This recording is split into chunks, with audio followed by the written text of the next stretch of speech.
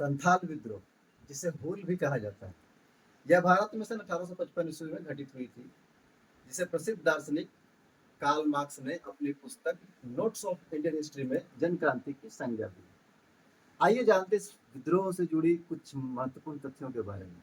नमस्कार, मैं अनुराग रंजन आज आप सभी के बीच एक महत्वपूर्ण विषय संथाल विद्रोह के बारे में कुछ जानकारी साझा करने आया हूँ।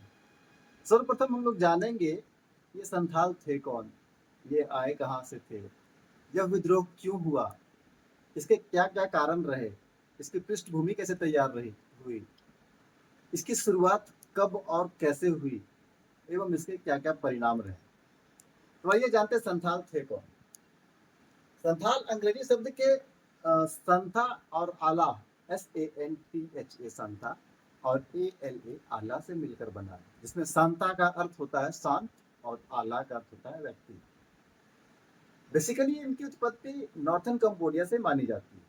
18वीं शताब्दी में ये माइग्रेट होकर पहले बंगाल और फिर झारखंड आए। वर्तमान में ये झारखंड की सबसे बड़ी जनजाति है और भारत में तीसरी सबसे बड़ी जनजाति है।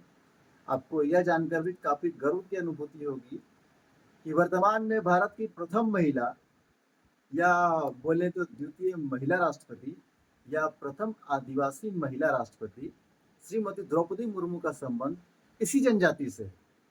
आइए अब जानते हैं यह विद्रोह क्यों हुआ और इसके क्या क्या कारण रहे। सन 1850 के दशक में बंगाल के अधिकारियों व कर्मचारियों पर अत्यधिक राजस्व वसूली का दबाव बढ़ने लगा था।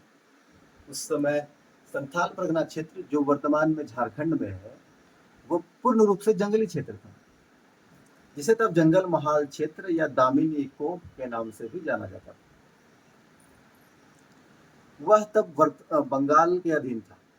संथाल जो बंगाल में निवास कर रहे थे, उन्हें अधिकारियों व कर्मचारियों द्वारा अनेकों प्रकार के लालच देकर जंगल महाल क्षेत्र या दामिनी इको क्षेत्र में भेज दिया गया। संथाल जनजाति को मुख्यतः जंगल काटकर खेती योग्य भूमि में तब्दील करने हेतु जाना जाता था।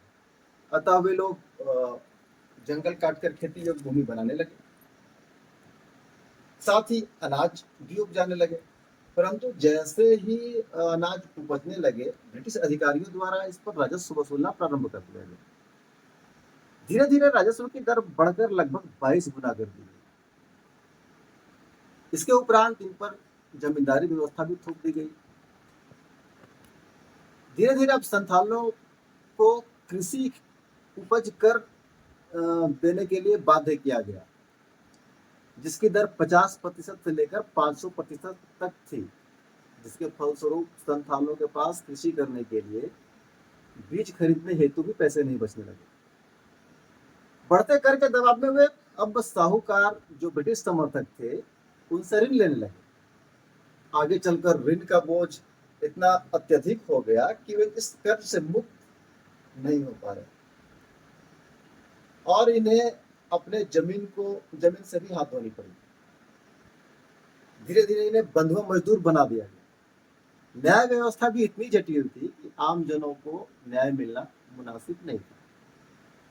इन सब के बावजूद हद तो तब हो गई जब तत्कालीन भागलपुर से वर्धमान के बीच रेलवे लाइन बनाने के क्रम में ठेकेदार द्वारा 3 संथाली महिलाओं का अपहरण कर बलात्कार किया गया, जिसे इस विद्रोह का तत्कालीन कारण भी माना जाता है। इससे संथालों में क्रोध की अग्नि फूट पड़ी और सन 30 जून 1855 को अंग्रेजों के खिलाफ चुन्नी मुर्मू की अध्यक्षता में भगनाडीह, जो भागलपुर में थी या वर्तमान में है, में एक बैठक बुलाई गई, जिसमें लगभग 10,000 लोग अपने पारंपरिक हथियार लेकर इकट्ठा हुए। इस बैठक में वीर सिंह मांझी, मोरगे मांझी इत्यादि की सहायता से एक घोषणा पत्र तैयार किया गया, जिसमें चुन्नी मुर्मू के 4 पुत्र, सिद्धू को राजा, कान्हू को मंत्री, चांद को प्रशासक और भैरव को सेनापति घोषित किया गया एवं उनकी 2 पुत्रियां फुल्लो और झानो को सहायक बनाया गया। बहरहाल विद्रोह प्रारंभ हो गया। साहूकारों की संपत्ति लूट ली गई, रेलवे और पोस्टल नेटवर्क को ध्वस्त कर दिया गया। फुल्लू और झानो सखुआ के डाल के माध्यम से एकता का संदेश भेजती थी ताकि संथाल एकजुट रहे। विद्रोह को दबाने के लिए ब्रिटिश अधिकारी एलन बरो को भेजा गया, परंतु यह विद्रोह को दबाने में असफल हुए। इसी बीच चुन्नू मुर्मू की हत्या कर दी जाती है, जिससे विद्रोह और भी उग्र हो जाती है। तब संथालों ने नारा दिया, अपना गांव अपना राज, करो या मरो अंग्रेजों हमारी माटी छोड़ो। पुनः विद्रोह के दमन के लिए ब्रिटिश अधिकारी अलेक्जेंडर थॉमसन एवं रीड को संयुक्त रूप से भेजा गया, जिसके उपरांत दो विश्वासघाती दरोगा महेश लाल एवं नारायण के विश्वासघात के कारण सिद्धू व कान्हू को पकड़ लिया जाता है एवं सन 18 अगस्त 1855 ईस्वी को सिद्धू को बरहेट में फांसी दे दी जाती है तथा कान्हू को बगराडी में फांसी दे दी जाती है एवं विद्रोह का दमन कर दिया जाता है। आइए आप जानते हैं इस भीषण युद्ध के परिणाम के बारे में। इस युद्ध के बाद कुछ सुखद परिणाम सामने आए, जैसे दामिन एकोप को संथाल परगना नामक जिला घोषित कर दिया गया, जिसके तहत 5500 किलोमीटर स्क्वायर क्षेत्र, जो कि भागलपुर और वीरभूम को मिलाकर बनाया गया था, उसे नॉन रेगुलेशन क्षेत्र घोषित किया गया, अर्थात वहां विशेष छूट दी गई। इस क्षेत्र में मार्शल लॉ लागू कर दिया गया। संथाल परगना काश्तकारी कानून लागू कर दिया गया, जिसमें ग्राम प्रधान को अंग्रेजों तथा संथालों के बीच संवाद स्थापित करने के लिए मान्यता दी गई। मांझी व्यवस्था को पुनः बहाल कर दिया गया।